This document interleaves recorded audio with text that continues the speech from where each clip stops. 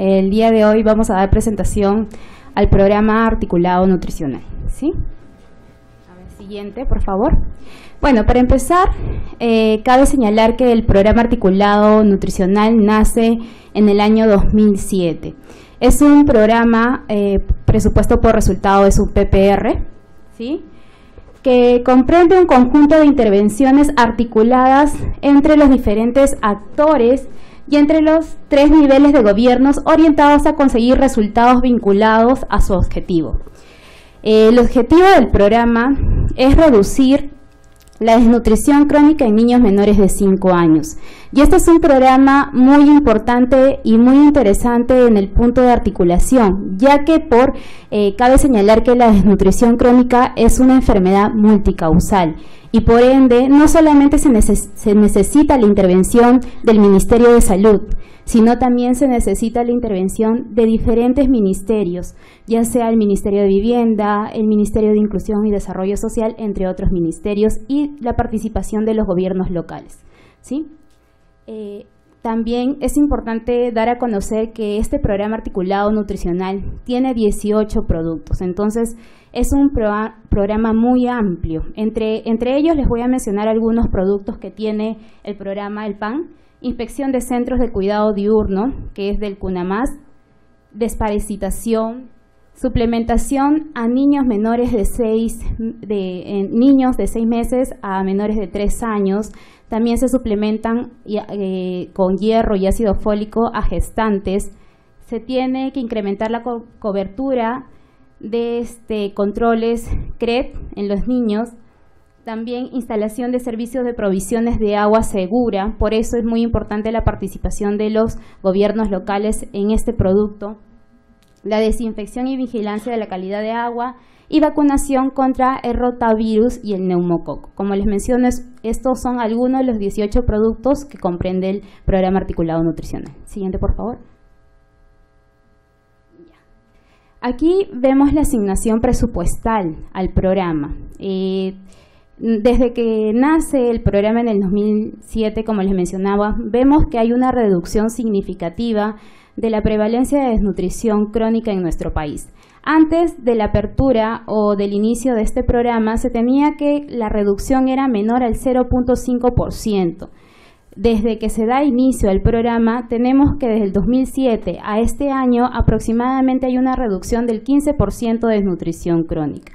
Y como podemos evidenciar, también ha habido un incremento, bueno, se ha ido manteniendo. Solamente en el año 2015 hubo un incremento presupuestario a más de 1.500.000 soles. ¿Ya? Queremos saber cómo este programa interviene en la estrategia de Incluir para Crecer. Este programa se encuentra en el eje 1 y en el eje 2 de esta estrategia. ¿Por qué? Porque en el eje 1 se interviene en niños de 0 a 3 años y en el eje 2 de esta estrategia se abarca niños de 0 a 5 años. Y cabe señalar que el PAN, su objetivo principal, nuevamente lo voy a mencionar, es la reducción de la desnutrición crónica en niños menores de 5 años. Siguiente, por favor. Aquí, nosotros, para poder analizar la estructura organizacional del PAN, hemos realizado una revisión de los 3 niveles, tanto del Ministerio de Salud como de la Red de Salud de Lima Norte 4 y los centros de salud, que es el nivel operativo. En este caso vamos a ver el nivel jerárquico del lápiz estratégico. Vamos a darnos cuenta que el PAN se encuentra dentro de la Dirección de Intervenciones de Estrategias por Etapas de Vida, ¿sí? Es aquí, en esta dirección, donde se encuentra ubicado el PAN. Siguiente. En la red de salud, para un poquito también contextualizar, por el mismo que es un programa presupuestal, el PAN no cuenta con una estructura orgánica. Es por eso que se añade a la estructura orgánica tanto del MINSA como de la red de salud. En la red de salud lo ubicamos dentro de la Oficina de Desarrollo Institucional. Aquí es donde se encuentra el programa articulado nutricional. ¿Sí? Ya. Y anterior, por favor. Y en el centro materno-infantil, doctor Martínez Altuna, lo encontramos en el comité técnico. Es aquí donde llega a funcionar el programa articulado nutricional. Siguiente, por favor. Ahora, tenemos que evaluar cuáles son las estrategias de este programa. Dentro de las estrategias tenemos el impulso de intervenciones efectivas en base a la evidencia científica. Aquí se encuentra la suplementación con hierro y ácido fólico a las gestantes, la universalización de la suplementación con multimicronutrientes y la promoción de lactancia materna exclusiva y el mejoramiento del saneamiento básico. La segunda estrategia de este programa es la comunicación para el cambio de comportamiento. Sabemos de que para disminuir la desnutrición crónica es importante tener intervenciones para el cambio o los cambios de hábitos de la alimentación en las familias que tienen niños menores de 5 años. También se encuentra la estrategia de fortalecimiento de la concurrencia de intervenciones, como es el enfoque intersectorial e intergubernamental, y el cuarto estrategia es enfoque transversal de interculturalidad y género. Siguiente, por favor. Entre los hallazgos que hemos encontrado al hacer el análisis a los 3 niveles, tenemos de que hemos encontrado que hay una buena articulación intrasectorial, que queremos decir en la manera interna de cómo se lleva a cabo este programa, entre la forma de cómo se dictan los lineamientos o las normativas a partir del MINSA, cómo estos son ejecutados por la línea intermedia que llega a ser la red de salud, y cómo la red de salud convoca a los responsables de los centros de salud para poder capacitarlos, y ya que ellos son la unidad operativa, puedan llevar a cabo cada una de las metas que se especifican en este programa. Ahora vamos a hacer el análisis de cuáles son las articulaciones que se tienen a nivel del lápiz estratégico que llega a ser el MINSA. En este caso tenemos que el Ministerio de Salud, como ustedes pueden ver, hay una buena articulación con el Ministerio de Economía y Finanzas, quien es el que da el presupuesto a este programa. Mediante las entrevistas que pudimos realizar al personal responsable del PAN en el Ministerio de Salud, nos señalaba que el Ministerio de Economía y Finanzas es el que convoca a reuniones para ver cuáles son los avances de los indicadores de acuerdo a los avances de los indicadores que tiene el programa, ¿sí? Esta es la única reunión que se tiene y con los demás ministerios, y se ven aquí cuáles son los avances de los indicadores de los otros programas sociales. Es por eso que aquí señalamos que hay poca articulación con el Ministerio de Vivienda, con el Ministerio de Inclusión y Desarrollo Social, con la RENIEC. No hay una articulación porque ellos mismos, el Ministerio, no genera reuniones de trabajo, o al menos no se evidencia. No hay un documento técnico que nos evidencie de que está habiendo este tipo de articulación. ¿Sí? Siguiente, por favor. Ahora, a nivel operativo, la unidad operativa, tenemos que no tenemos ningún tipo de articulación. Como ven, hay ausencia de articulación con agentes comunitarios. Siguiente, por favor, para que se pueda evidenciar. No hay articulación con instituciones educativas que es indispensable para el cumplimiento de los productos de este programa. Tampoco se evidencia una articulación con el gobierno local, que quiere decir, hay ausencia de articulación con el municipio. Sí, en las entrevistas también con el municipio llegamos a entrevistar a los responsables del municipio. Nos señalaban de que no se realizaban campañas de promoción o no se realizaban concientización a la población acerca de una buena alimentación. Entonces no se estaban tocando puntos de este programa en las actividades propias de los gobiernos locales. Tampoco hay poca articulación con las madres o grupos de apoyo, y también hay ausencia de articulación con los agentes comunitarios, ¿sí? Aquí vamos a ver, como ya les había mencionado, habíamos evaluado cuáles eran las estrategias de este programa.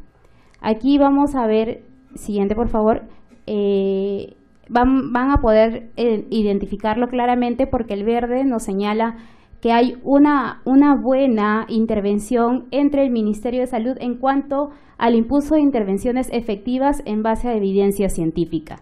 También hay una buena ejecución por parte de la red de salud. Sin embargo, hay una regular actividad en cuanto a estas estrategias en el Centro de Salud de Zapallar, ¿sí?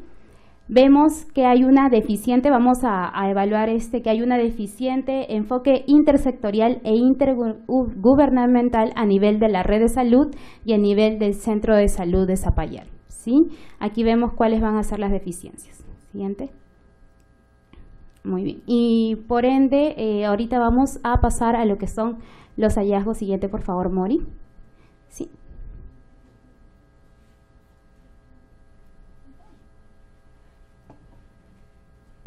Buenas noches. La primera sección del análisis interno del Centro de Salud Puente Piedra, dentro de esto que es Zapallar, vemos en lo que es la cultura organizacional, hemos identificado que existe una débil cultura organizacional, debido principalmente, ¿por qué? Porque sí es cierto que es fuerte el MINSA como tal dentro de su sector, poder articular entre ellos mismos. Sin embargo, vemos que la corresponsabilidad a nivel operativo muchas veces no es con la misma intensidad.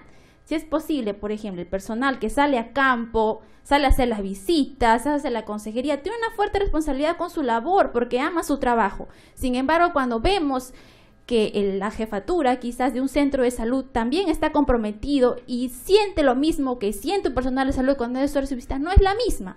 Es decir, no se siente el personal de salud con la misma, se podría decir, la motivación que puede percibir de su jefe para continuar haciendo su labor como tal. La corresponsabilidad del liderazgo que tiene que el jefe de un centro de salud es muy importante para influir en la continuación del trabajo del personal de salud. Y la condición laboral inestable también es un fuerte hallazgo porque la mayoría de las personas que hacen promoción y prevención de la salud tienen un contrato por servicios por terceros y algunos contratos, servicios por el contrato administrativo CAS, ¿no? Ellos son principalmente lo que hace la parte operativa. Y con respecto a los objetivos, ahora, ellos saben muy bien cuáles son sus roles como actividad, es decir, hacer su consejería, sus visitas, pero muchas veces como un objetivo general del plan articulado nutricional, es decir, con esa denominación o decirle por qué es todas esas actividades dentro del plan articulado nutricional, muchas veces ellos no pueden dar con la respuesta correcta, ¿no? Si no es que más de sus actividades como tal, a diariamente que coordinan con su jefatura dentro de un centro de salud. Y además ello también hace que al no haber muchas actividades preventivas promocionales, también aumentar las actividades recuperativas dentro de un centro de salud. Siguiente, por favor. Siguiente. Vamos ahora con la parte estructural. Dentro de lo estructural, las reglas y tareas. Es por adaptación mutua. ¿Por qué? Porque están establecidas dentro del establecimiento de salud. El personal de nutrición, el personal de enfermería sabe muy bien sus funciones porque coordina con su jefe, ¿no? Inmediato dentro de un centro de salud. Lo conoce, existe y se hace la actividad como servicio. Dentro de los procedimientos, la complejidad para la atención integral del niño. Un niño no solo se atiende por un servicio, interfiere por diferentes servicios. Esto hace complejo para la actividad de todos los profesionales de salud. El flujo de trabajo, los núcleos de operación se orientan más en sus propias metas. Es como les decía, si existen las tareas, existen las funciones, está el ROF ahí, ¿no? Cada profesional se orienta dentro de sus servicios para el cumplimiento de sus metas. Claro está que contribuye, sí, con la desnutrición crónica, sí lo contribuye, pero no necesariamente se está conversando, se está articulando, se está comunicando para poder contribuir a efectivar, disminuir la nutrición crónica como tal. Estos dentro de los formatos que están, por ejemplo, que tiene que llenar el nivel operativo, ¿no? Las fichas de control CRE, también las fichas de fugas cuando tienen CIS o cuando hay el GIS también para realizar, ¿no? La productividad. Siguiente, Moreima. Las historias clínicas, ¿no? Y demás. Ahora, dentro del análisis del entorno, sigue Moreima, por favor. Dentro del Ministerio de Salud, con la articulación con el entorno, tenemos también que dentro del MIDIS, MINEDU, RENIEC y el Ministerio de Vivienda, la ejecución de espacios de coordinación, es decir, cómo evidenciamos que estos ministerios, estos sectores se están reuniendo como tal. Falta trabajar un poco por ahí. Se hacen esfuerzos para realizar estas coordinaciones intersectoriales, pero todavía se podría mejorar esta parte, porque hace muchas veces que no el sector MINSA como tal, sino que los demás sectores también tienen la corresponsabilidad de poder aunarse a ellos. Dentro de la red salud, la municipalidad lamentablemente es el factor más que podemos encontrar más flojo dentro de toda la articulación, porque desconoce, incluso y como hemos revisado dentro de la página amigable del MEF, no se encuentra presupuesto para el plan articulado nutricional. Entonces, ¿dónde vemos el compromiso del gobierno local para que pueda por lo menos trabajar el articulado nutricional? Si ni siquiera se programa dentro de la parte presupuestaria. Tenemos que tener un área técnica municipal para poder promover los centros de comunal y vigilancia. Pero caramba, no existe porque no hay esa área. Entonces, ¿quién la puede promover en una municipalidad si ni siquiera existe el área?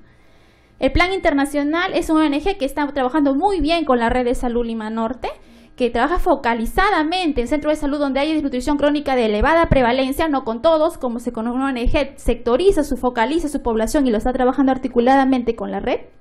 Y a nivel de centro de salud, los agentes comunitarios realizan su labor, claro que sí lo realizan, porque aman su trabajo, pero de todos modos existe esa desmotivación en ellos, porque no es lo mismo trabajar uno motivado y hace su actividad como tal, cuando lo hace porque el personal de salud le convoca y le dice, bueno, hay que trabajarlo, hay que hacerlo, ya, pues lo haremos, vamos a hacerlo, ¿no? Pero es diferente la situación en la coyuntura en que se da. Las organizaciones de bajo, por ejemplo, las de vaso de leche, ¿no? Nos reunimos, sí, cuando repartimos los alimentos o cuando vamos a juntar los alimentos, ahí, en ese momento, ¿no? Pero si vamos a colaborar con algo, bueno, vamos a ver si tenemos tiempo, ¿no? Es un poco limitado quizás en esa parte. Los centros de cuidado diurno en Cunamás se han encontrado que en este trabajo es bastante bueno, porque tanto la madre cuidadora como el personal de cocina y el personal de nutrición tienen un feedback de conocimientos y aprendizajes cuando vigila la calidad nutricional de la dieta y dentro de las recomendaciones de saneamiento. Siguiente, por favor, Moraima. Siguiente.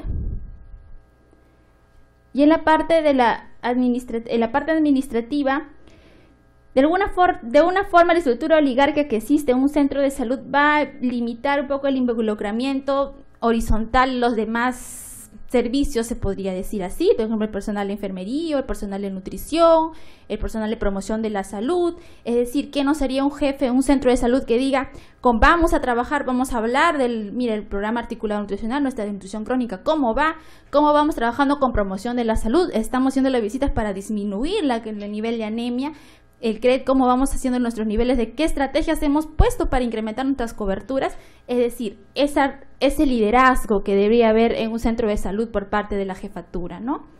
Además, la parte de control. La supervisión directa es clara porque se convoca al personal de la salud para rendir las metas trimestrales, semestrales y anuales. El médico jefe ejerce el rol como sustento de su documento del ROF, ¿no? Dentro de él específicamente como control para ver las metas, y las explicaciones netamente involucran las actividades como tal, ¿no? Siguiente. Y dentro de las conclusiones tenemos principalmente, en un primer momento lo mencionamos, el objetivo se está cumpliendo, los objetivos se está dando, está disminuyendo la nutrición crónica, y eso se debe principalmente a la articulación fuerte que tiene intrasectorialmente el MINSA. A eso nuestro estudio de caso hemos logrado evidenciar ello de acuerdo a las entrevistas. Es muy fuerte el MINSA. Pero el logro del objetivo al cumplimiento de la normalización de los procesos del PAN. Existen las normas claras dentro del MINSA.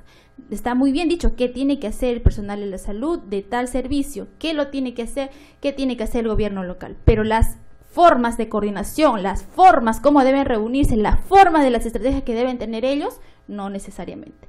La ausencia de espacios de coordinación a nivel intersectorial, ¿no? Esto nosotros damos conclusiones que podría ser uno de los cuellos de botella más fuertes que evita que el cumplimiento de todos los productos del programa. Uno de ellos también tenemos lo que es anemia.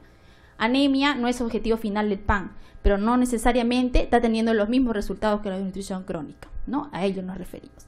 Y la débil articulación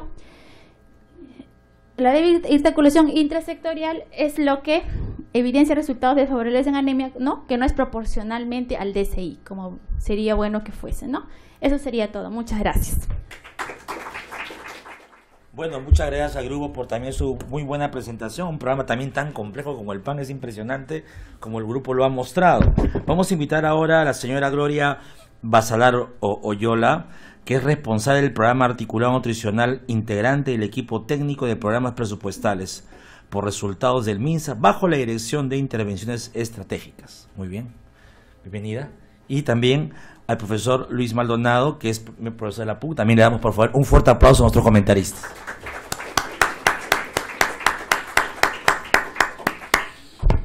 Agradecerlo por la invitación, por escuchar este trabajo que hemos venido conversando con las personas que están encargadas de este trabajo en el Ministerio de Salud.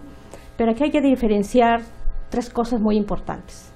Primero, articulado nutricional desde el nivel nacional. El nacional, cómo se está organizando, el nivel regional y el nivel local. Son muy diferentes.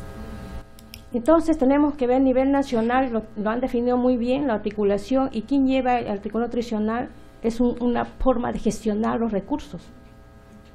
Es presupuesto. Y el presupuesto no lo da el Ministerio de Salud, lo da el Ministerio de Economía y Finanzas. Y nosotros como Ministerio de Salud, ¿qué damos? La parte técnica, los lineamientos y las políticas y las normas que se debe cumplir y unificar criterios para todo el país. Y todos los programas sociales que tienen que ver con lo que es la atención de salud del niño, alinearse a las políticas del Ministerio de Salud. No como antes, que cada uno se disparaba por su lado y cada uno tenía indicadores diferentes. Sin embargo, ahora no, lo que queremos es que se alineen todos los programas sociales. Y es así que tenemos el FED, que es incluir para crecer, que sus indicadores están relacionados a disminuir la instrucción infantil y el presupuesto que dan los gobiernos regionales está dirigido a ello. Entonces nos está apoyando en ese sentido. Al nivel local es más operativo. Los establecimientos de salud sí cumplen lo que están haciendo, tienen reuniones, lo están haciendo, pero nadie, como antes decíamos, yo soy PPR, decía una enfermera, un médico, porque sabía que le pagaban por PPR. Yo soy nombrada y yo soy CAS porque a mí me pagan con otro presupuesto. Esto lo cortamos, porque nadie es PPR, nadie es RO y nadie es por tipo de presupuesto. Todos somos personal, independientemente de la fuente que se contrate o se pague. Todos somos MINSA y todos somos recursos humanos. Es por ello que muchos de los médicos desconocen, porque en todos los centros de salud vacunan y es parte de PPR. Todos los centros de salud hacen CRED, es parte de PPR. Todos los centros desparasitan, como he hecho una campaña la semana pasada, es PPR. Y todas las actividades que se brinda al niño es PPR. El presupuesto que le llega a los establecimientos de salud es PPR, señores. No es otra cosa. Entonces PPR y a través del CIS que financia a aquellos niños que no tienen recursos. Entonces, al nivel de nadie le va a decir yo estoy trabajando para PPR, pero sí lo hacen. Y sí se sientan a evaluar, se sientan a reunir. Ahorita, a nivel nacional, y en Lima hemos tenido 2 reuniones ayer y 2 días, lunes y martes, justamente programando PPR. Lamentablemente, quien llega a estas reuniones muchas veces son los directores o gente que en verdad no saben en qué, solamente son los que llegan, los que manejan el presupuesto, los de planeamiento. Y ellos son los que programan. Pero quien hace la labor son el personal de salud. Pero ellos vacunan, hacen su crecimiento, hacen sus actividades regulares. Pero el presupuesto que reciben, el algodón, las vacunas, el micronutriente, es compra de PPR. Ese es el presupuesto por resultado. Entonces, sí lo están haciendo, se está evaluando, sí, y esos los datos que tenemos, el objetivo del PPR, del programa nutricional y disminuir la nutrición crónica, se está bajando. Pero es cierto que otros indicadores se están elevando, como la anemia. Pero es factorial, hay muchos factores que incluyen acá. A la mamá no quiere dar el sulfato ferroso a los niños. Y ahí nos falta ¿qué trabajar? La adherencia, de que el niño consuma el sulfato ferroso. Ese es nuestro gran problema, los cambios de hábitos alimenticios del niño. Muchas cosas pasan, entonces esas cosas que tenemos que manejar, y todos tienen PPR, es una forma de gestionar. No vamos a encontrar estructuralmente el PPR con un organigrama que diga la jefe y todo, no. Es funcional y es cuestión presupuestal. Simplemente es que los recursos del Estado lleguen donde tienen que llegar a los más necesitados. Que salud llegue, ese es el objetivo de PPR. Y de todos los programas presupuestales que tenemos, 7 programas presupuestales hoy en día, porque empezó PPR solo con 2, que es el artículo nutricional y materno-neonatal. Y así venimos trabajando. Y que falta un poco, quizás sí. Hay mucha gente rotando, sí, por el mismo sueldo que tiene. Gente que no dura en la selva. Un mes nomás está y se va, por las mismas condiciones que tiene. Entonces, para analizar PPR del PAN es mucho. Lo que han mostrado aquí es pequeñito, porque deberíamos analizar por producto. Son 18 productos y cada uno es muy diferente y muy complejo. Entonces es todo. Muy bien, gracias. Un aplauso. Tiene la palabra el profesor Luis Maldonado. Sí, a ver, sí. Hola, hola. Ok, gracias Percy por la invitación y felicitar a los alumnos, a las alumnas por la presentación de su trabajo. ¿Se me escucha? Sí, sí. Yo tengo algunas reflexiones y observaciones y quizás algunas recomendaciones para este tipo de presentación de programas sociales, ¿no? Me pareció importante la presentación de la tendencia del principal indicador de este programa, que es la tasa de nutrición crónica, ¿no?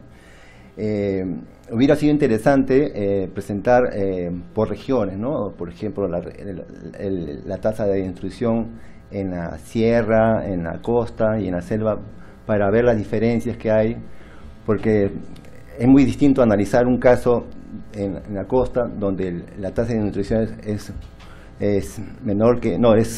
mejor que la tasa de nutrición que en la sierra rural, ¿no? De 10, 4 serán desnutridos en la sierra, ¿no? Algo así es la tasa, ¿no?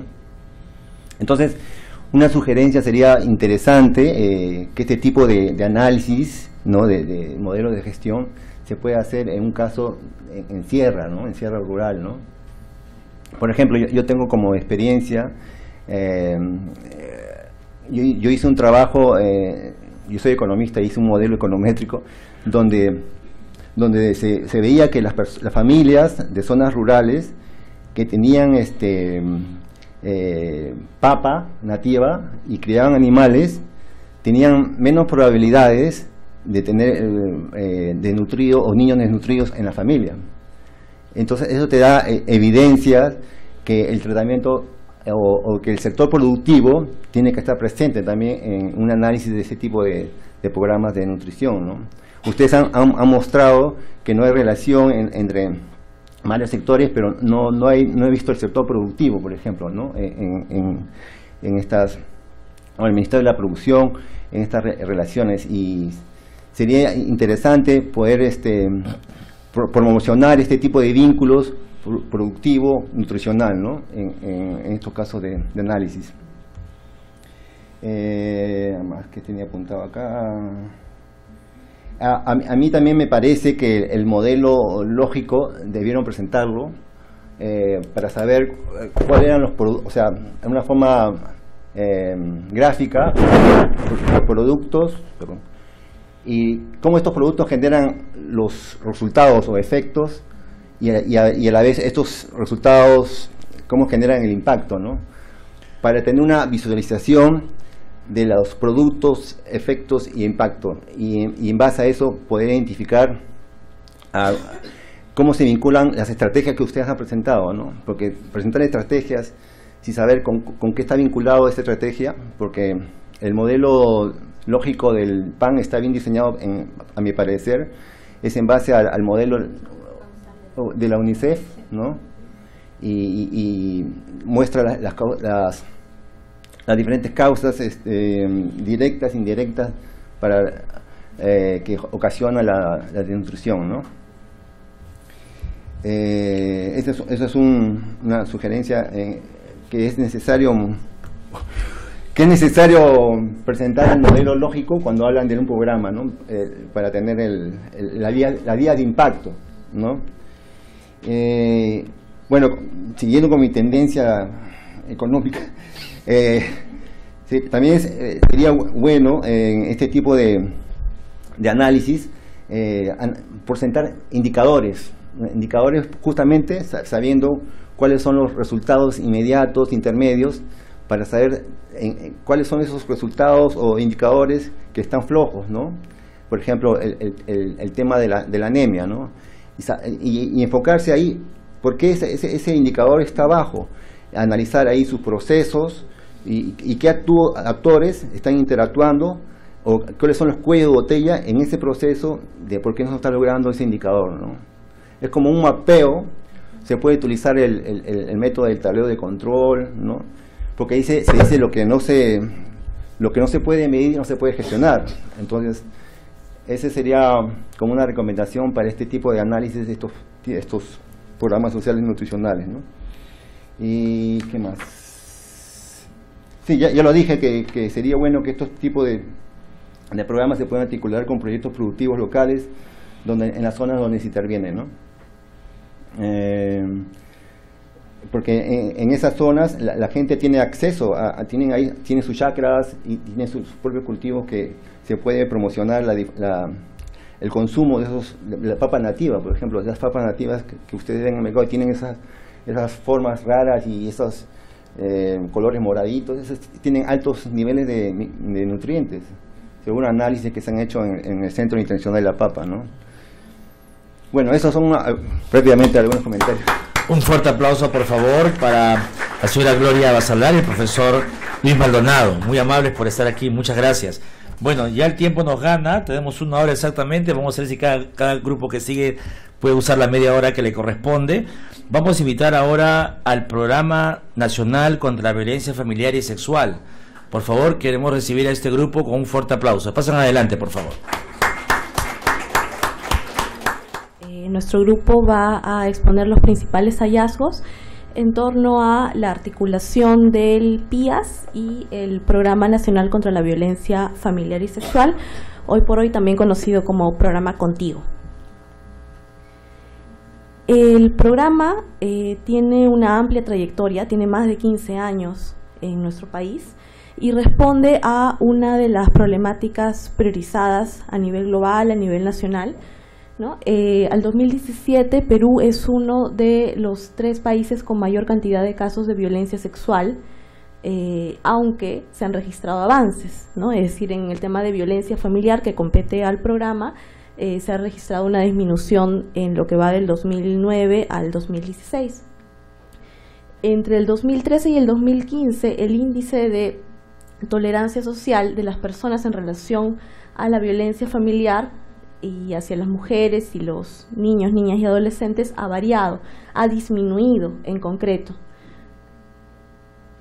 En este marco también hay que recordar el papel de otro tipo de actores, por ejemplo los medios de comunicación, las ONGs. Los medios de comunicación en particular han tenido un rol bastante relevante, sin embargo siguen trabajando sobre casos, pero no terminan de ampliar sobre la problemática, y esto es parte de los retos que el propio programa tiene. Asimismo, han incrementado los intentos de feminicidio, pero los casos concretos han disminuido, ¿no? Forma parte de los avances del programa.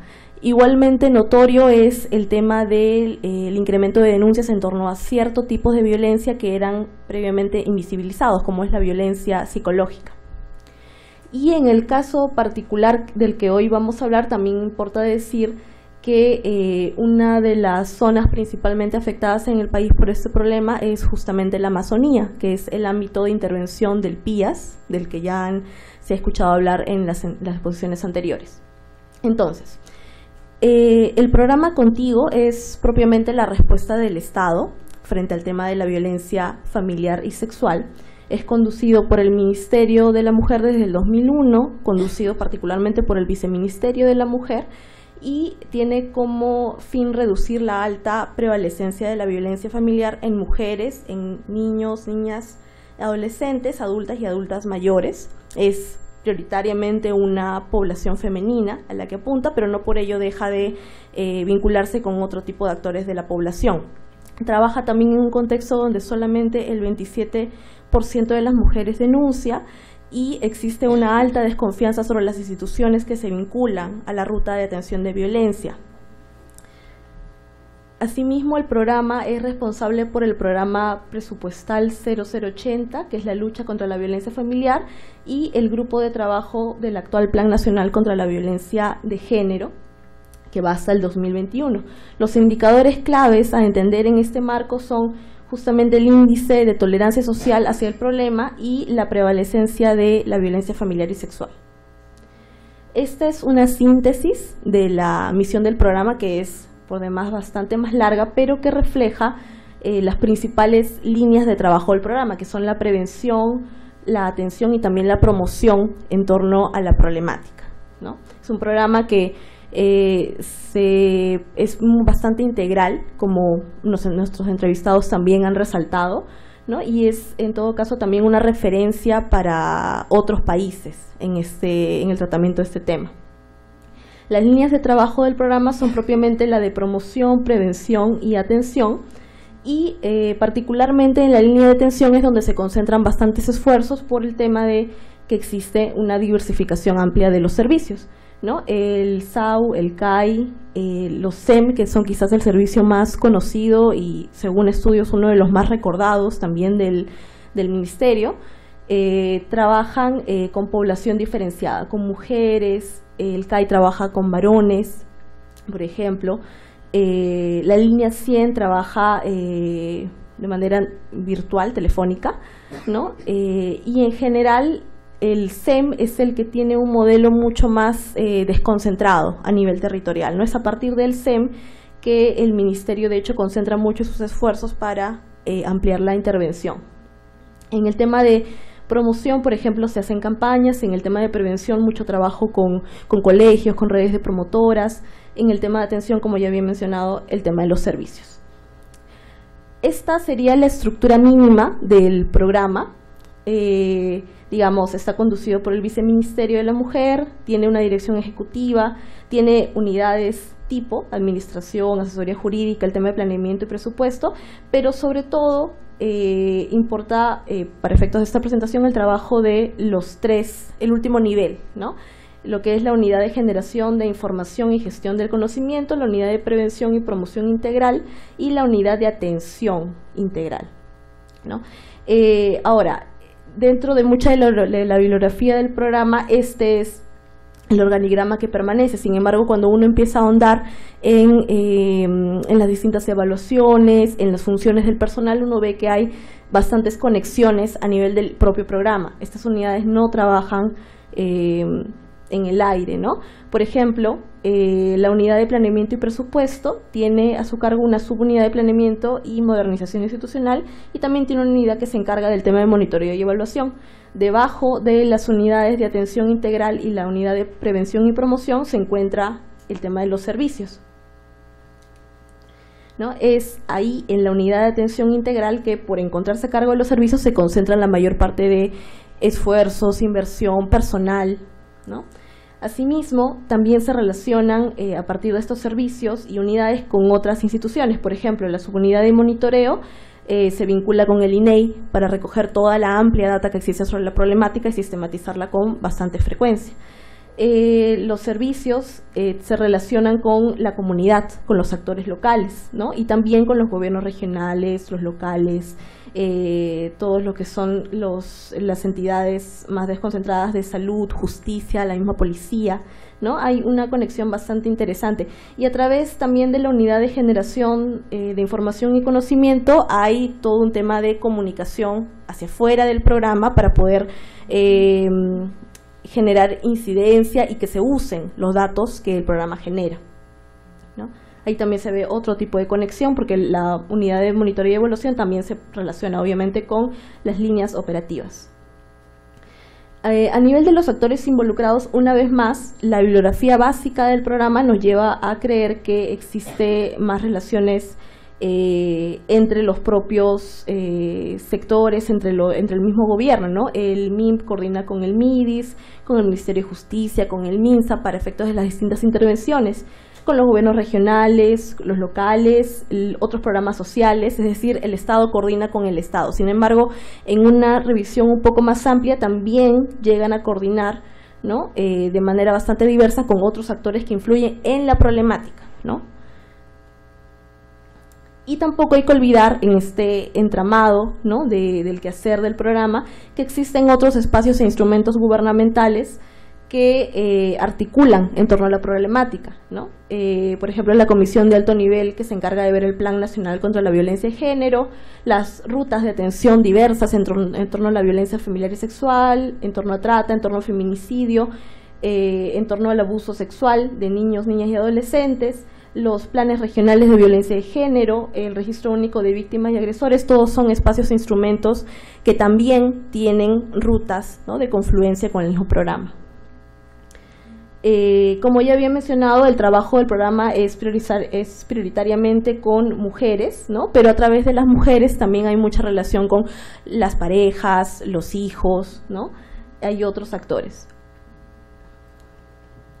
Ahora, las estrategias del programa son pensadas básicamente para el ámbito rural y el urbano, ¿no? Y por estrategias entendemos 4, que son la de comunicación para prevención, el tema de empoderamiento económico, que también está en prevención, y el tema de la estrategia lúdica. Y muy especialmente la 4ª estrategia es la de intervención en zonas rurales, que es donde se conecta justamente con el PIAS, ¿no? Con las plataformas itinerantes de acción social, a través de los cuales el Ministerio de la Mujer implementa servicios de fortalecimiento de capacidades y sensibilización, identificación de casos y derivación, orientación y consejería, ¿no? Los PIAS, como ya se había mencionado, son propiamente embarcaciones fluviales, son físicas, ¿no? que facilitan la presencia del Estado en las comunidades, llevan servicios ahí donde el Estado no siempre puede estar de manera permanente y de manera física, y en el caso particular del Ministerio de la Mujer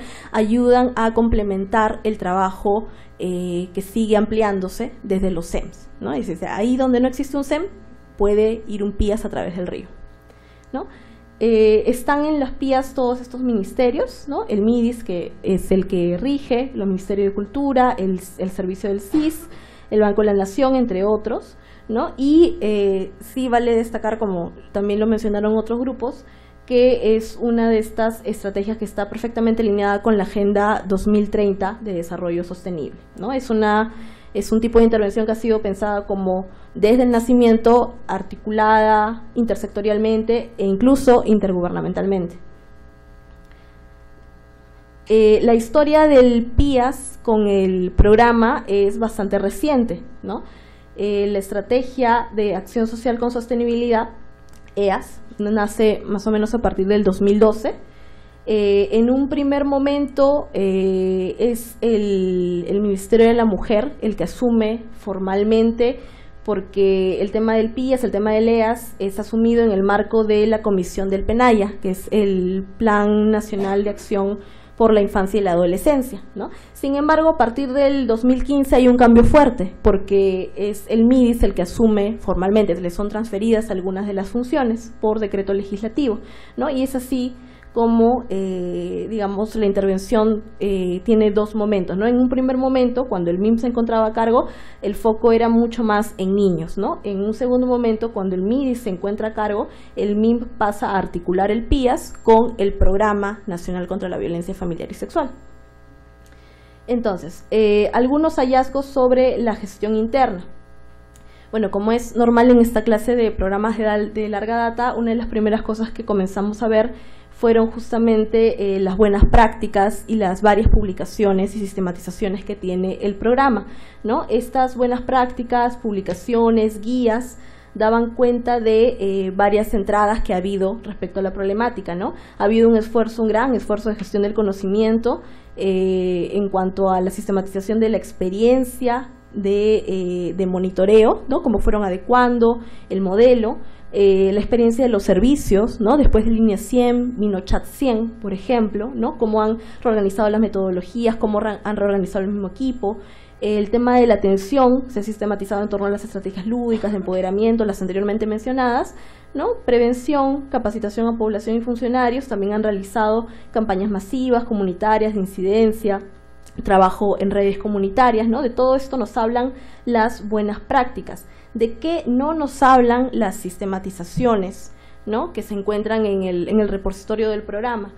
Por ejemplo, existe poca data acerca de los resultados del propio modelo, ¿no? Los resultados, los logros del programa se presentan mucho en términos de número de casos atendidos, tipos de casos atendidos. Hay mucho énfasis en eso, en el registro y seguimiento de los casos. Sin embargo, lo que uno esperaría con un programa de tan amplia data sería el seguimiento de los logros en el sistema, ¿no? Y ahí es donde existe muy poca data pública, por lo menos, porque internamente el equipo sí tiene mucha más claridad sobre el tema, sobre las debilidades, fortalezas del modelo y hacia dónde caminan, ¿no? Respecto al PIAS, como también han mencionado en algunas exposiciones, el PIAS se encuentra en una etapa todavía de consolidación, ¿no? Del modelo, de la evaluación, ¿no? Y por lo tanto no se encuentran publicables, no se ha hecho un balance público del modelo de intervención, pero ya están próximos a hacerlo, ¿no? Las buenas prácticas evidencian también otras cosas, ¿no? Evidencian que ha habido más éxito y orientación del trabajo respecto a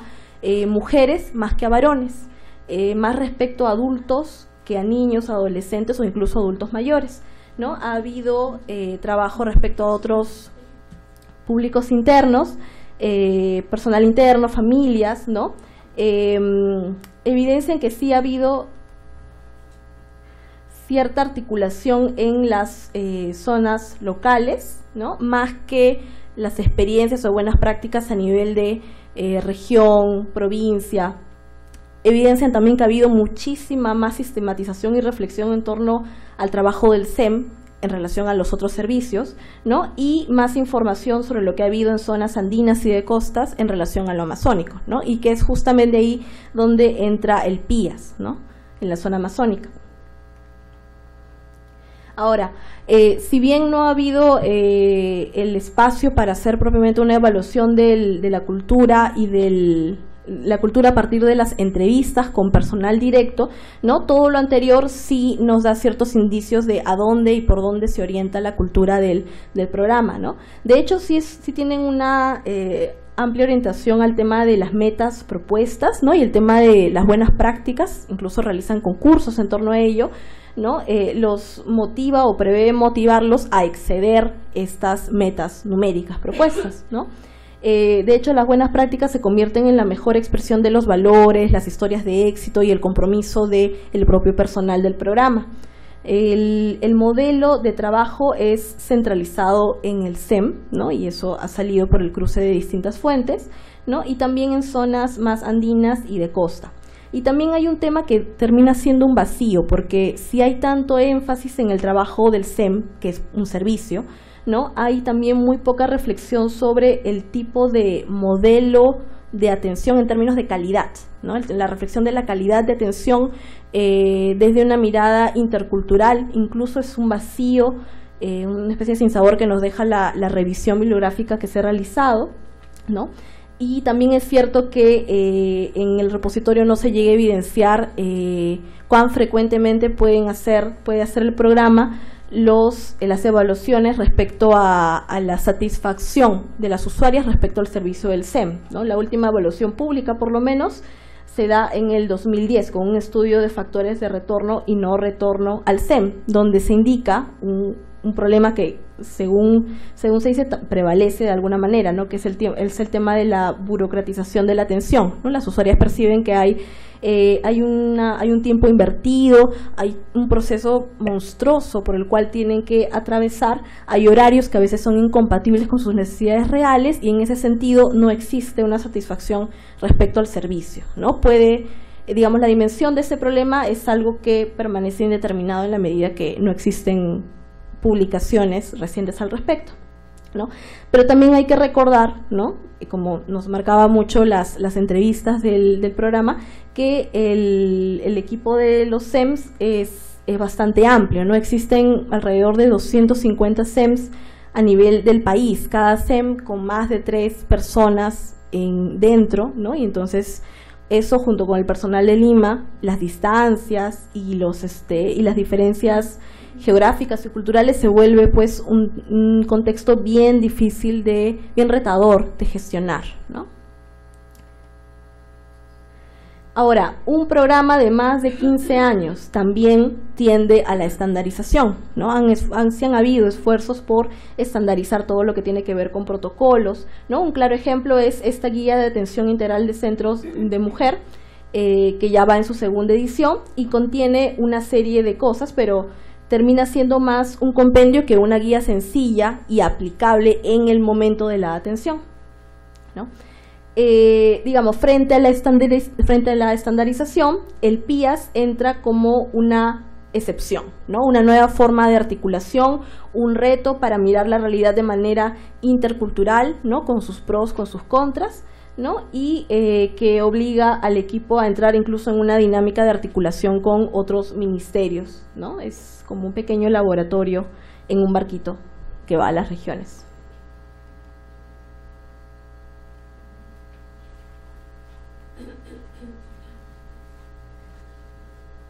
Bien, yo voy a hablar sobre los hallazgos sobre la gestión del entorno. Dentro de la PIAS, justamente se trabaja en manera de coordinación con diferentes sectores. Es el buque que llega y zarpa desde Iquitos y va hasta las comunidades. Generalmente la navegación dura entre 43 a 45 días. Por cada comunidad se quedan un día desde las 8 de la mañana hasta que terminan, dependiendo de la demanda que tengan de los servicios. El programa nacional trabaja desde la oferta externa, que quiere decir que salen del buque y trabajan en las comunidades.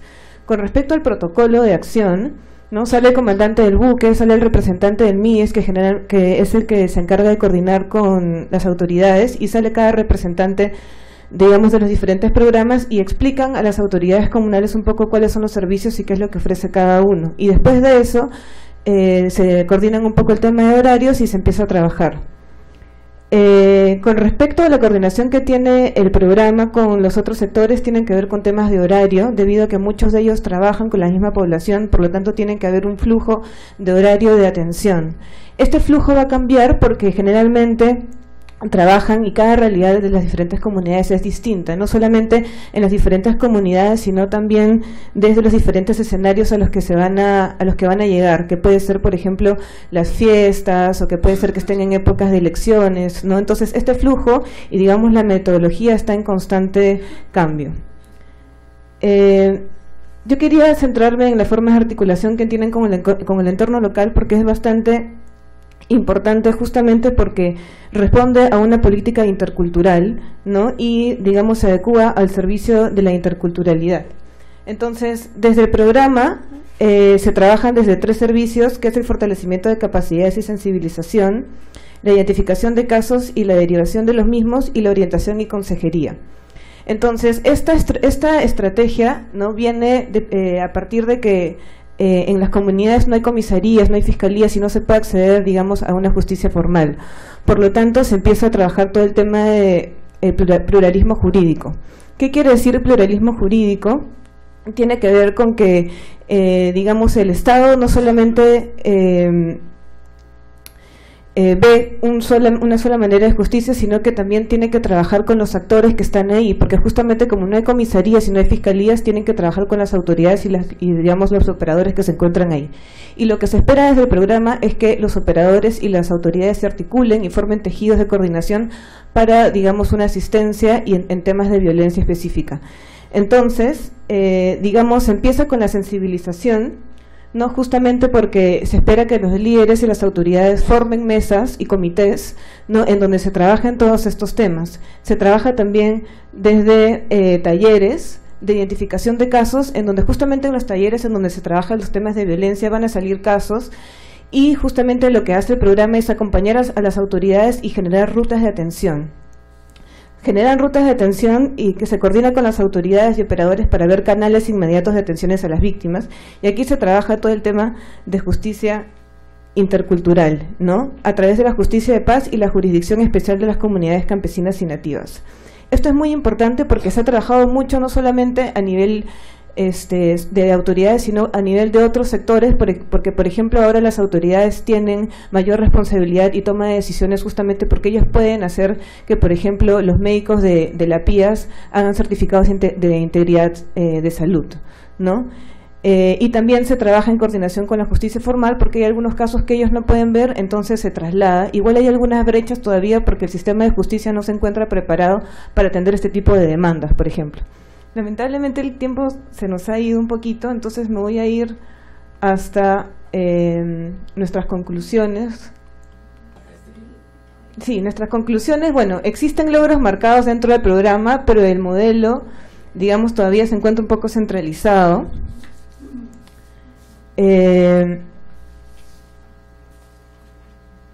Existe mayor cobertura de los servicios a nivel nacional, pero no presenta la misma calidad en todos los servicios brindados. Justamente como el Ministerio y el programa de alguna manera se ha enfocado en que el programa llegue a más espacios, entonces se han realizado un montón de SEMS, sin embargo, en estos SEMS hay algunos SEMS que, por ejemplo, los equipos no están completos o que no tienen toda la logística justamente para atender la alta demanda que hay, ¿no? Existen planes de evaluación y monitoreo, los resultados aún no están accesibles al público. La violencia de género en la agenda de la política nacional ayuda a la concientización, pero en torno a nuestra sociedad machista retrasa los avances. Resultados positivos en la concientización del problema con autoridades locales demuestran pluriculturalidad y una intención de gobernanza. En verdad, esa parte es bastante importante y se han logrado un montón de cosas porque incluso ya las autoridades, digamos, comunales, ya logran identificar no solamente casos de violencia física, sino casos de violencia psicológica y logran, digamos, trabajar en ellos, ¿no?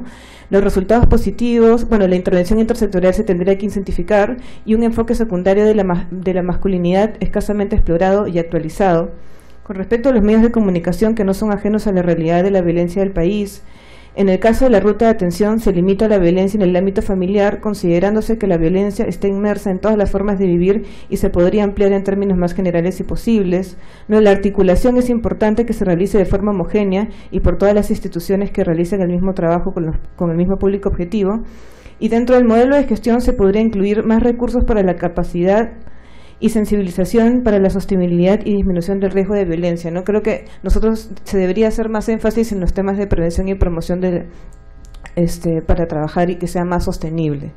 Y con respecto a las recomendaciones sobre justicia y salud, la adecuación del modelo con rutas alternativas, la asesoría del MINCU para la extracción de elecciones PIAS, ¿no? La mayor inversión en prevención y promoción local, enfoco en varones justamente por el tema de la sostenibilidad, mejorar el impacto de la plataforma de información en tiempo real para uso en zonas rurales, funciones y compromisos con justicia y salud, incluyendo indicadores, cobertura acorde con la calidad del servicio y que los medios de comunicación deben de trabajar sobre la problemática, no solo enfocándose en los casos. Muchas gracias. Un fuerte aplauso, Diego, por favor. Vamos a invitar a la profesora Amelia Foy para que envíe un fuerte aplauso, por favor, para comentar el programa. Buenas noches y gracias por invitarme, gracias por su presencia y su atención en este seminario que es sumamente interesante. Yo conozco regular del Programa Nacional de Lucha contra la Violencia Familiar y Sexual, pero no conocía la experiencia de esta plataforma del PIAS y me parece súper interesante. Si no hubiese escuchado sobre esta parte de lo que hace el PIAS con el programa, seguiría estando totalmente decepcionada y frustrada con este programa nacional, ¿no?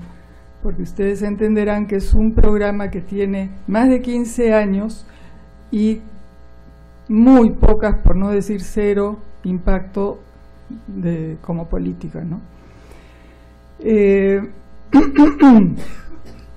Yo creo que este análisis, como los análisis en general de los programas que se han venido haciendo, es muy bueno, es muy útil para tener una revisión, digamos, completa o que abarca sistémicamente, porque lo que se hace desde el curso de fundamentos es analizar la política con un enfoque de sistemas, y eso nos lleva a ver todos los aspectos involucrados.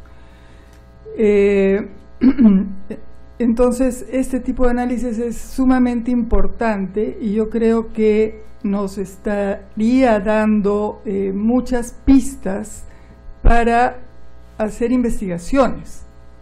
Como programa especializado que somos, como maestría, tenemos la posibilidad, y además qué bueno que el curso de Fundamentos precede el primer curso de investigación, que es en el siguiente semestre, porque así aparecerán bastantes pistas para poder hacer investigaciones que se desprendan de estos análisis que van a ser sumamente interesantes, ¿no? Complementariamente a este análisis desde el enfoque sistémico, nosotros en la maestría, justamente a partir de los cursos de investigación, hemos como acuñado una imagen gráfica que nos permite decir, esta es la actitud que como gerentes sociales debemos tener cuando vamos a analizar la política. Esa imagen gráfica son unos anteojos que, como todo anteojo, porque tenemos dos ojos, tiene dos lentes, ¿no? Un lente nos hace mirar la realidad social, la realidad poblacional, cultural, etcétera, y el otro lente nos hace mirar la política en sí. Entonces, esta, digamos, mirada de una política debe estar estrechamente vinculada a la mirada, a la realidad concreta, a la realidad social. Y eso es sumamente necesario para poder saber si este enfoque es adecuado o no, ¿no? Si falta complementar la mirada que se puede hacer, si la manera como se organiza, como se estructura toda la actividad es la adecuada para atender estos problemas, ¿no? Y en el Programa Nacional de Lucha contra la Violencia Familiar y Sexual, yo creo que se ha pecado por el lado de no mirar bien con este lente de la realidad social, ¿no? Porque en la medida que estamos viendo con un enfoque, por un lado, centrado en la mujer, es decir, en la víctima de la violencia, no estamos yendo a mirar las causas, a mirar lo que debe ser lo esencial en un programa de esta envergadura y que además trata un problema tan importante como este, ¿no? Y encontrar con una mirada así que tenemos que ver que los actores centrales son, por un lado, la familia, por otro lado, el sistema educativo y por otro lado, los medios de comunicación, como bien ha señalado el grupo que ha hecho el análisis. Y eso entonces nos lleva a ver actores que son los entes encargados de las políticas referidas a cada uno de estos tres grandes actores, ¿no? En este caso, el Ministerio de la Mujer como líder, digamos, de la política, el sector educación, con todos los miembros de esa colectividad educativa, y los medios de comunicación, que no solamente son entes individuales todopoderosos como funcionan ahora, sino que también tienen una asociación que debería tener un rol mucho más importante, ya que no les gusta que se hable de limitaciones de la expresión, de la libertad de expresión, pero por lo menos la asociación es importante para poder tener algunos elementos que fijen objetivos de responsabilidad social frente a la sociedad, ¿no? Entonces, lamentablemente hay muchas cosas que quedan por decir en esta noche, pero que yo invito a los alumnos del curso y de la maestría a ver posibles líneas de investigación a partir de esta revisión, porque va a ser muy, muy bueno que la maestría aporte a este programa. Gracias. Muchas gracias, Amelia, por tus comentarios muy interesantes. Y terminamos el seminario con el último grupo que va a trabajar. No es un programa prácticamente, es una dirección del Ministerio de Cultura, que se llama de Lenguas Indígenas del Ministerio de Cultura en la Estrategia Intersectorial PIAS.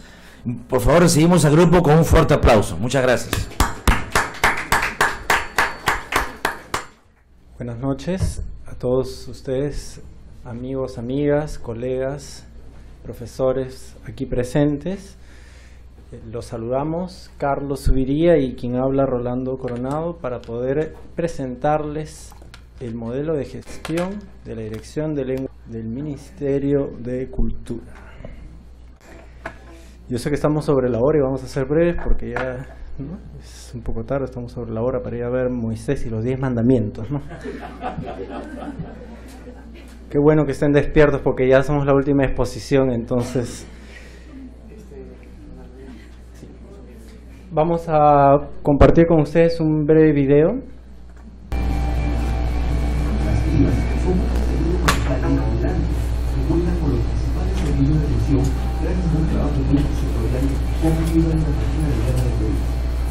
Cuenta con programas sociales conjuntos, servicios de salud, políticos de ultra-integración de medicina para prevenir seguras soluciones médicas de vida. Asimismo, cuenta con un módulo de inclusión de RENIC, donde los oficiales deben ser inscritos para poder ser atendidos en los distintos servicios, esto es, contar con bienes, hablando de educación y de cómo es la supervisión de una empresa de hospital.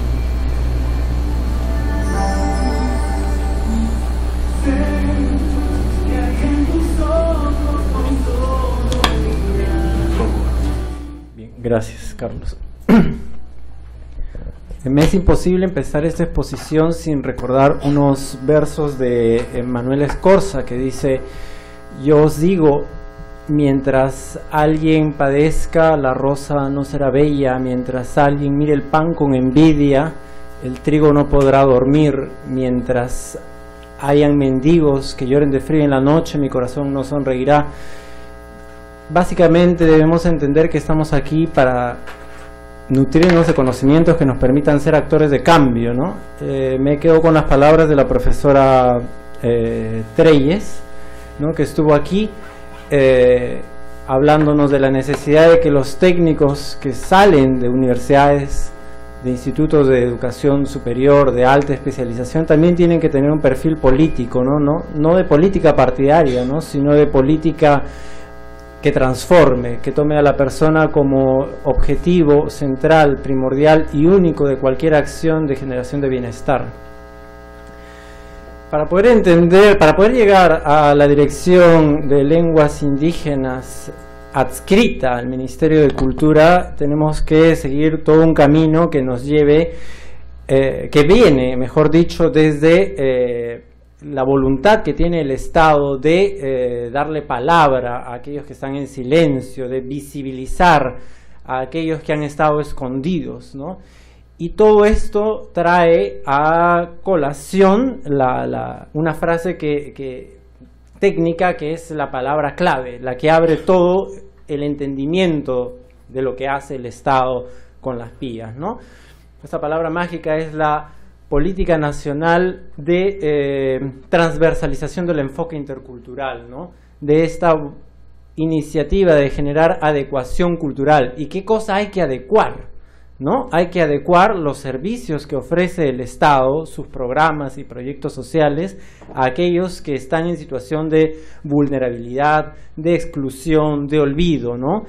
Que el Estado llegue a ellos, ¿no? Y cito textualmente, ¿no?, lo que dice la Política Nacional de Transversalización del Enfoque Intercultural, expresada en el Decreto Supremo 003-2015, Ministerio de Cultura.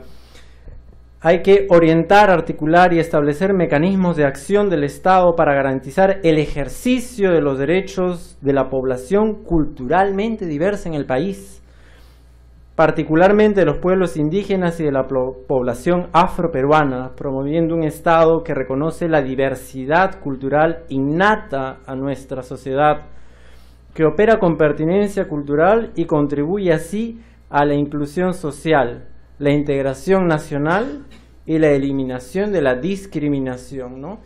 Estas tres últimas ideas son fundamentales para entender qué cosa está haciendo el Estado para cambiar una realidad de postergación de muchos ciudadanos pertenecientes a comunidades indígenas y afroperuanas. Entonces, siguiendo en esta ruta, ¿no? El ente rector de la cultura en el país es, valga la redundancia, el Ministerio de Cultura, ¿no? ¿Y cómo va a llegar el Ministerio de Cultura hasta las PIAs, ¿no? Hasta las plataformas itinerantes de acción social? A través de su Viceministerio de Interculturalidad, que a su vez articula sus esfuerzos mediante la participación e instrumentalización de los esfuerzos de la Dirección General de Ciudadanía Intercultural, ¿no? Es esta la que toma la intervención de todo el Ministerio de Cultura en la PIAS. Y aquí viene la colaboración que tiene con la Dirección con la Dirección de Lenguas Indígenas, que a su vez pertenece a la Dirección General de Derechos de Pueblos Indígenas. Las PIAs, como ya lo hemos podido ver, no son un componente importante en la Estrategia Nacional de Acción Social con Sostenibilidad que promueve el Estado. Y son efectivamente estos buques que se trasladan durante 5 campañas anuales por las cuencas de los ríos Morona, Napo y Putumayo. Y como el mismo video que hemos podido compartir con ustedes y que ilustra perfectamente qué son las PIAs, en las PIAs va el Estado, ¿no? En las PIAs va el Estado personificado en sus servidores públicos, en servidores provenientes de distintas instancias, del Ministerio de Educación, Cultura, Salud, RENIEC, Banco de la Nación, de Vida también va, entre otros, ¿no? Para tener un poco de números a la mano y poder entender el desarrollo del trabajo de la Dirección de Lenguas Indígenas, tenemos que hablar de que son 4 buques de la Marina de Guerra del Perú que recorren estas 3 cuencas de los ríos que ya hemos mencionado, ¿no? Morona, Napo y Putumayo, en 5 travesías al año, cada travesía con una duración de 30 a 45 días y una permanencia de 1 a 3 días a lo mucho por comunidad, donde esos buques, ¿no? Llevan aproximadamente una veintena de servidores públicos de las distintas entidades, instancias del Estado, y también otra veintena aproximadamente de miembros de la Marina de Guerra del Perú. ¿Cómo se desarrolla la intervención allá in situ? ¿No? Efectivamente, mediante la elaboración de un plan de intervención que se somete a revisión, validación, aprobación, su difusión, la llegada, que marca el inicio, ¿no? De la intervención in situ, el fin de la campaña, de la cual se desprende la redacción de un informe pormenorizado, ¿no? Alimentado por todos los resultados, hallazgos que han podido recoger las distintas los distintos servidores públicos de las distintas instancias que han participado, y todo esto lleva a su vez a un informe de retroalimentación, ¿no? Cuando hemos tenido oportunidad de conversar con los servidores públicos que están involucrados directamente en la participación de cultura como ministerio en la PIAS, el trabajo es constante, no cesa. Es un trabajo de retroalimentación permanente que busca efectivamente generar mejoras, ¿no? Porque hay que decirlo con todas sus letras, es un modelo con muy buena voluntad y que no cesa en su ambición de mejorar, ¿no? Entonces tenemos que ver efectivamente con ojos críticos el trabajo que está realizando el Estado con las PIAs, con Cultura y la Dirección de Ciudadanía Intercultural y de Lenguas Indígenas. Hay que ver todo este trabajo con ojos críticos, pero también con ojos generosos hasta cierto punto, ¿no? De ver que esto no tiene precedentes en la historia de la magnitud y de la ambición que presenta ahora esta iniciativa del Estado a través de Cultura. Aterrizando entonces en la Dirección de Lenguas Indígenas, tenemos que ver que su principal rol es la garantía, el garantizar los derechos lingüísticos de las comunidades, de las poblaciones, de cada uno de los ciudadanos provenientes de estas comunidades indígenas y afroperuanas. Como ya habíamos dicho, la Dirección General de Lenguas Indígenas depende de la Dirección General de Derechos de Pueblos Indígenas, a su vez dependiente del Viceministerio de Interculturalidad.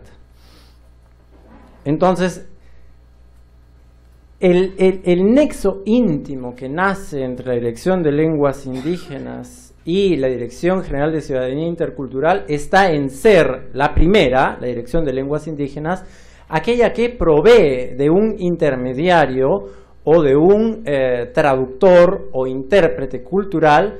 En la práctica es él. Sobre él cae esta adecuación cultural que el Estado proclama hacer, ¿no? Entonces, este filtro del traductor, intermediador cultural preparado por la Dirección de Lenguas Indígenas de Cultura atraviesa toda la acción, la iniciativa, la voluntad de la PIAS como receptor de los servicios del Estado para llegar a sus beneficiarios, a sus destinatarios, ¿no? Sin la participación del intermediador, del intérprete cultural, no se podría hacer nada, ¿no? Porque, como dijimos, lo que hay que hacer es adecuar. Cada ciudadano tiene derecho a recibir los servicios, beneficios, programas y proyectos sociales del Estado en una conversión cultural de los conceptos que ésta imparte. Asimismo, tiene derecho a solicitar ser atendido en su lengua originaria, ¿no? Estoy recibiendo acá un Twitter del profesor. Gracias. Estos temas apasionan, como usted comprenderá, profesor, y podríamos estar horas aquí. Bien, entonces es la Dirección de Lenguas Indígenas la que provee, abastece de este recurso humano importantísimo y valioso a la Dirección General de Ciudadanía Intercultural, que es la que lleva a cabo todo, ¿no? No se podría hacer nada sin ellos. ¿Y cómo llegan estos intérpretes o intermediarios culturales? El primer requisito para ellos efectivamente es que su lengua materna sea una de las lenguas de las comunidades indígenas, ¿no? Shipibo, Ashaninka, Aguajún, entre otras, ¿no? Ese es un requisito importante, ¿no? Son convocados aquellos de la lengua materna.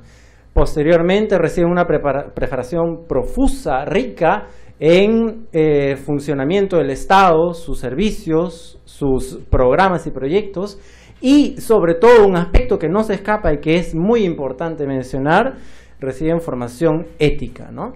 Formación ética que es importante y que no queda soslayada solamente por la cuestión técnica. Estas convocatorias son nacionales, son replicadas en las oficinas desconcertadas de cultura a nivel nacional. Y a la fecha podemos decir que se cuentan con 300 intermediadores o intérpretes culturales entendidos en 36 lenguas indígenas, ¿no? El punto débil, lamentablemente, es que por travesía solamente viaja un intérprete, un intermediador cultural. ¿Y esto qué genera? Genera un problema de sobrecarga laboral, porque tienen a una sola persona haciendo todo el trabajo, que muchas veces se multiplica en la práctica al tener que atender las necesidades y los servicios que quieren ofrecer los distintos servidores públicos. Bien, aquí llegamos. Le doy paso a mi compañero Carlos.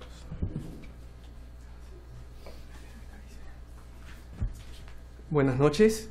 Bien, pero ¿cómo interviene el Ministerio de Cultura? ¿Cómo podemos graficar, cómo podemos visualizar toda esta intervención? Cabe mencionar que hay evidencia que se rescata en la norma legal publicada en el año 2015 de que la oferta de servicios públicos tiene una colisión directa con la cultura y las normas sociales. Y esto va a condicionar la recepción de los servicios que se brindan. En ese sentido, resulta significativa la intervención del Ministerio de Cultura. Como bien dijo Rolando, la intervención de este ministerio es de manera transversal. Pero ¿cómo es este proceso? Veamos, aquí tenemos un organigrama que parte del Viceministerio de Interculturalidad, donde se va a originar toda esta dinámica. Pero son estas dos direcciones las que van a atender este proceso que constituye la intervención del Ministerio de Cultura en la estrategia intersectorial. Vayamos más a fondo. ¿Cómo se desarrolla este proceso? Bueno, básicamente se trabajan leyes, derechos, hay un equipo de enlace, hay intérpretes registrados, hay traductores, hay recursos financieros, servidores públicos. Todo eso se procesa a través de talleres de capacitación a los servidores públicos para que puedan tener un servicio pertinente, culturalmente pertinente en las plataformas. Y estos talleres tienen que ver con derechos y deberes que ellos deben conocer para respetar a las poblaciones a las que van a visitar y para dar a conocer también a las mismas, a fin de generar una integración social entre todos ellos. La capacitación de los intérpretes es constante y no solamente en aspectos de cultura, sino en aspectos de derecho de estos pueblos indígenas. Por lo tanto, lo que va a originar este proceso es que los servicios que se brindan en las plataformas puedan tener pertinencia cultural. Esto significa que puedan respetarse, que puedan entregarse estos servicios respetando las lenguas, respetando las creencias, los saberes de estos pueblos. Los resultados, bueno, es que hay un enlace. ¿Esto qué significa? Que los servicios que se brindan no surgen a mutuus propios de los entes públicos, sino que se dan en razón a la solicitud de estos pueblos indígenas. Es decir, se determina qué necesidades van a tener cada uno de estos pueblos indígenas. Estos pobladores comunican a los enlaces y los enlaces a la vez comunican a los distintos ministerios que se están articulando. Esto implica que exista una mayor atención y que los servicios sean adecuados a la realidad. Y hay información anticipada de la llegada de las pías. Es decir, los pobladores saben con antesala cuándo van a llegar estas. Y es importante para ellos porque muchos de estos pobladores tienen que trasladarse largas distancias, incluso con días de anticipación, al punto de llegada de las pías.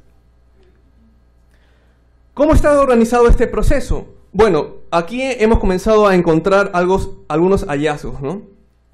Por ejemplo, en cuanto al hallazgo número 1, el estilo de gestión, encontramos que dentro de la Dirección de Lenguas Indígenas, este estilo de gestión es de manera horizontal. No hay una estructura jerárquica. Todos comparten responsabilidades, todos a la vez conocen los distintos procesos de sus pares dentro de la Dirección de Lenguas Indígenas, que es, como señalé en su momento, parte del Viceministerio de Interculturalidad. El segundo hallazgo tiene que ver con el sistema de organización a nivel micro. Aquí encontramos líneas, la organización que se da entre el juego de dos actores, ¿no?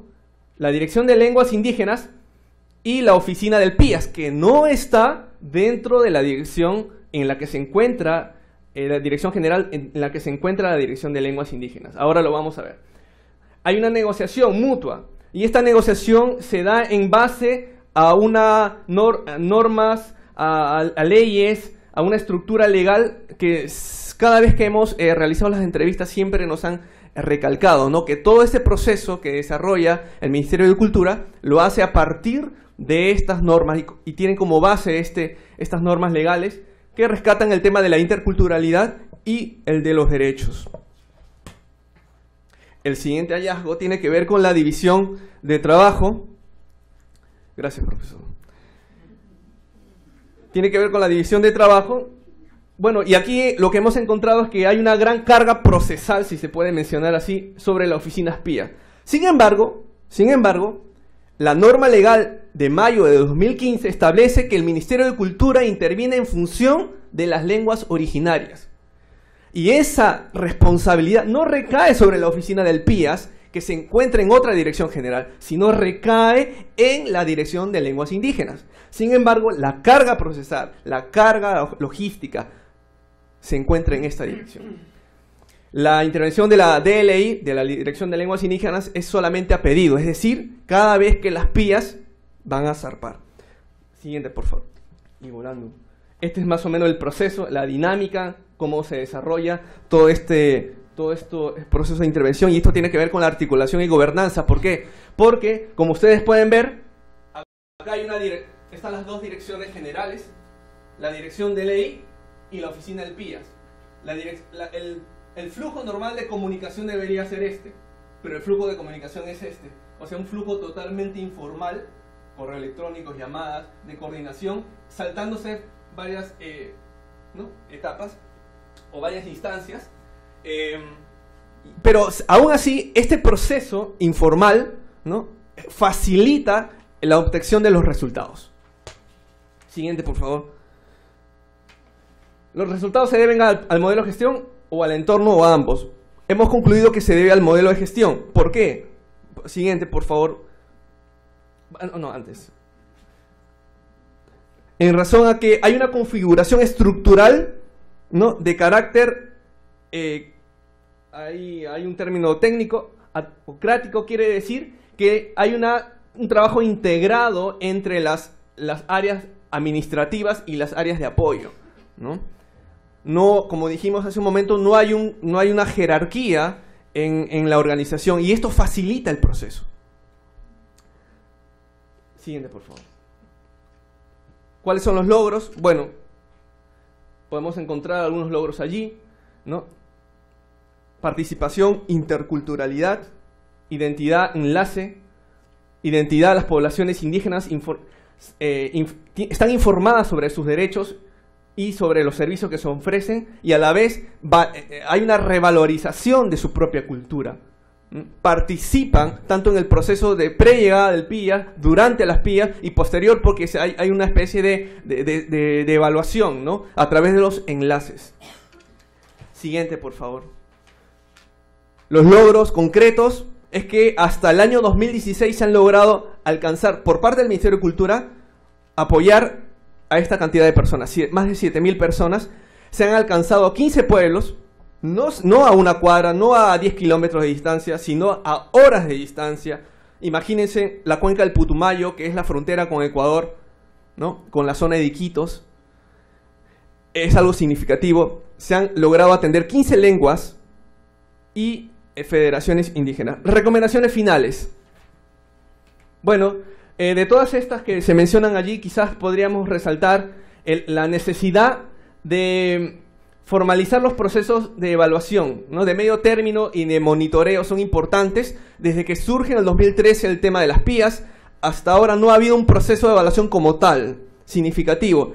Recién se ha dado esto, digamos, una especie de evaluación de medio término a principios de año, y que está en proceso de análisis, y se va a tener los resultados en los próximos meses.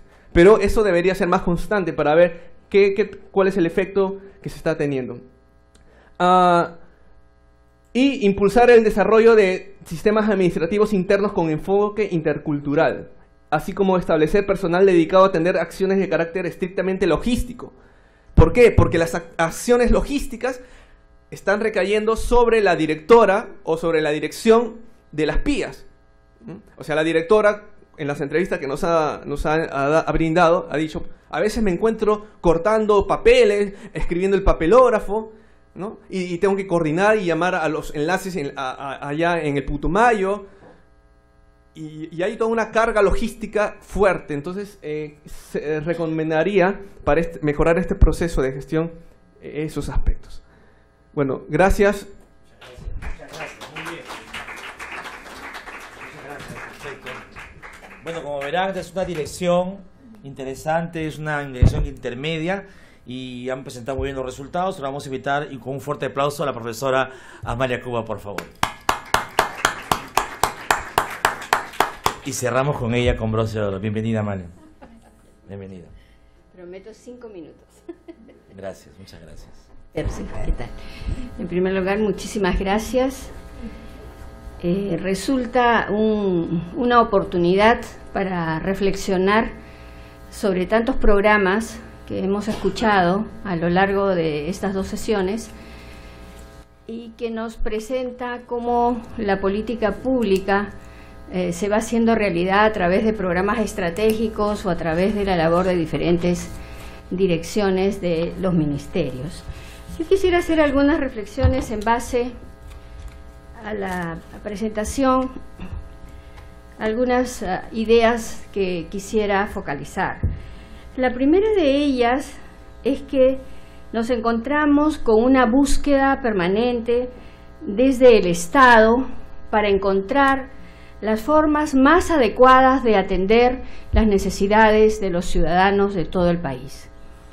¿No? Creo que hay diferentes intentos y yo solamente quería recordar otra experiencia, además de la PIAS que nos han mostrado varios colegas, también la experiencia de Tambos, ¿no? Que es otra experiencia que podemos identificar como la respuesta del Estado, en ese caso poniendo infraestructuras en diferentes partes del país, en sitios relativamente aislados. Son más de 300 tambos que se tienen en el país, lo cual se sume a esta experiencia itinerante, ¿no? O sea, o tenemos infraestructura a la cual todos los sectores pueden llegar para brindar los servicios públicos a la población, o estas plataformas itinerantes que lo que buscan también es llegar con los servicios públicos a la población.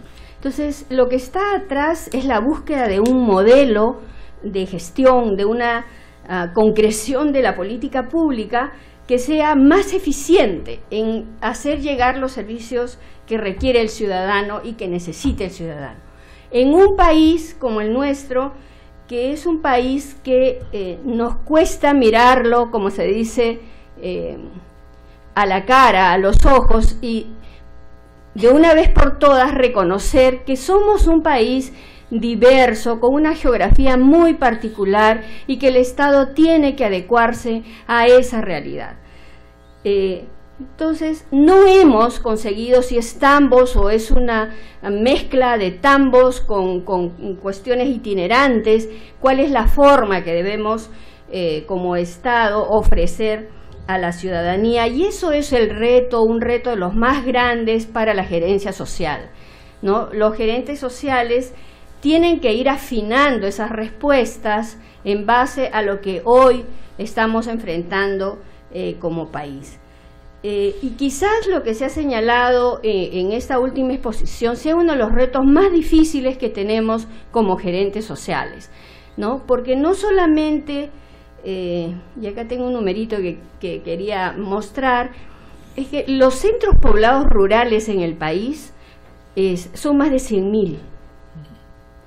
O sea, imagínense, más de 100.000 centros poblados rurales, ¿no? De los cuales digamos que el 25 o 30% son poblaciones entre 50 y 200 personas. 100.000 centros poblados rurales. Entonces, ¿cómo es que el Estado tiene que diseñar sus programas y cómo desde la gerencia social podemos asumir retos para poder llegar a esa población, ¿no es cierto?, tan dispersa en sitios donde la densidad del Estado es mínima? Imagínense, tenemos que llevar el Estado con un barco, ¿no?, a donde está la población, porque no hay otra forma de colocar a la población permanentemente en esos lugares. Siendo algo muy interesante, yo le hago algunas preguntas a estas experiencias.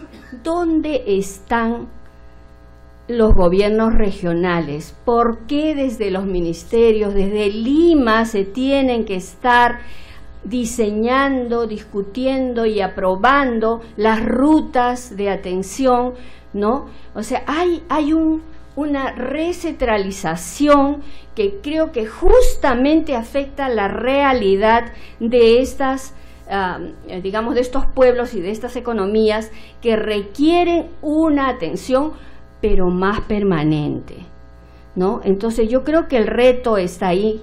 No es sencillo, no es fácil, ¿no? Estamos, creo, en una línea correcta. Felizmente tenemos un Ministerio de Cultura que puede reflexionar y que puede dar pasos adelante en esta en esta línea, ¿no?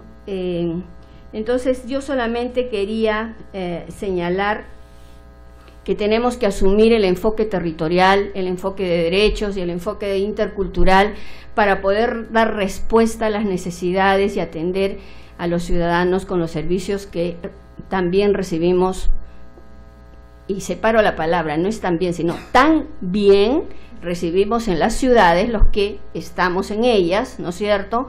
Y nos beneficiamos de la cercanía, entre comillas, de todos los servicios públicos que podemos disponer. Entonces yo en realidad termino saludando esta iniciativa del PIAS y esta presencia del Ministerio de Cultura en la búsqueda de estas respuestas, pero simplifiquémoslo, ¿no? O sea, hagamos algo, deleguemos, ¿no? La gente que está más cerca es la que debe atender, ¿no? Y no necesitamos mover el aparato tanto, porque nos va a costar muy caro y al final va a decir, bueno, pero es muy caro y es poca gente, entonces no hacemos el costo-beneficio y mejor lo paramos, ¿no es cierto? Porque hay más gente, por último en Lima, en San Juan del Lurigancho, en Comas o en otro distrito, ¿no? Entonces, me parece fundamental que la gerencia social tome estas reflexiones y pueda abrir campos como señaló Amelia también, para ya investigar y preocuparnos en diseñar estas nuevas respuestas que realmente necesita el país, porque estas poblaciones están con nosotros toda la vida, ¿no? Nada más. Muchas gracias. Muchas gracias, Amalia, por tus palabras. No me queda más que agradecer a los estudiantes que se han sacrificado, han demostrado una vez más que son capaces de hacer una investigación aplicada y que creo que esa casuística va a ayudar mucho al país, a los programas a aprender y a desarrollarnos. Ya saben los grupos que tienen que llevar su trabajo final la próxima semana, Carlita, ¿no es cierto? Bueno, un fuerte aplauso para los grupos que han participado las 2 semanas, por favor, un fuerte aplauso. Y al público que asistió también, muchas gracias por estar aquí. Será hasta otra oportunidad, ojalá el 6º Seminario de Ingeniería Social. Muchas gracias. Buenas noches.